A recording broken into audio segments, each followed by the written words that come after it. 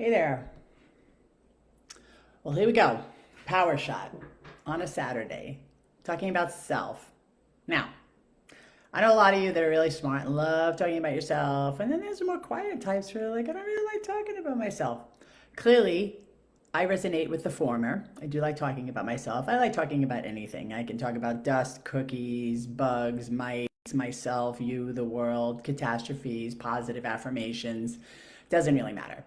Anyway, what I want to talk about today in regards to the self has to do with what is your self constructed of and how much do you, as your life goes on, examine yourself and test the boundaries of yourself and explore those maybe darker sides of yourself that you're not really sure what they are, who they are, what they're about. And this includes, voices in your head. I'm not saying anybody's talking to themselves or crazy, but we all have self-talk, right? The things that go on in your head as you're doing something that either affirm it's a good idea or try to hold you back and criticize you. Now, being self means being.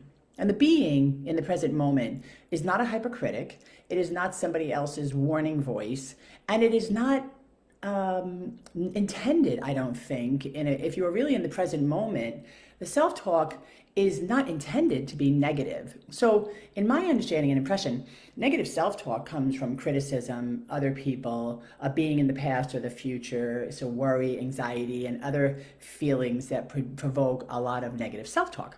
On the other hand, when you're in the present moment and you're in your body and you're just being, you're generally positive, generally good, generally loving, tolerant, and available to other people. So how do you know what's true? How do you know what's you and your voice and this voice that, whether you think it's your voice or not, it tends to lean you towards depression, anxiety, stress, and nobody wants more of that. And I personally don't believe that the darker and negative side of these types of voices is me. I believe that I am attached to a higher self and higher consciousness, and the road to fulfillment and being and joy and purpose is to lean towards the positive stuff. But I got all this stuff inside me that just is critical and negative and wants me to worry and get anxious, or tells me that, like, oh, I'm depressed and oh, I should just be depressed, and it's so sad that I'm so depressed, and oh, I have a reason to be depressed, and it's because everything's hard. And force, everything about emotions can be correlated to physics, right? So the more force you put behind a ball or something, like if you say you roll a ball down a hill, right? It's gaining momentum, it's gaining force, and it starts to roll faster, and it has more pickup, it has more energy. And so it goes the same way for emotions. The more emphasis you put on them, the more zing you put into them, the more they become this big ball of constant rolling reality in your life, right? And who needs that? I mean, and again, we all have depressive, anxious, stressed out feelings and feelings of negativity and insecurity and other much more complex feelings. But so what do you do? How do you examine the boundaries of self? Who are you? So here's a simple thing that I do.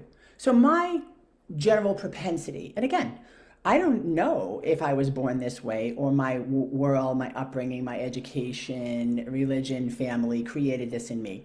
But I tend towards being extroverted, talkative, high energy. And so for me to understand the balance of self, to be looking at how I am and who I want to be more of, and instead of being like, I need to change this, and then like forcing myself to change something that I'm not really clear if it's who I am, I just keep testing the boundaries of the opposite way that I am. So instead of talking, in a lot of instances, especially in instances where I'm amongst people who talk as much or more than I do more listening.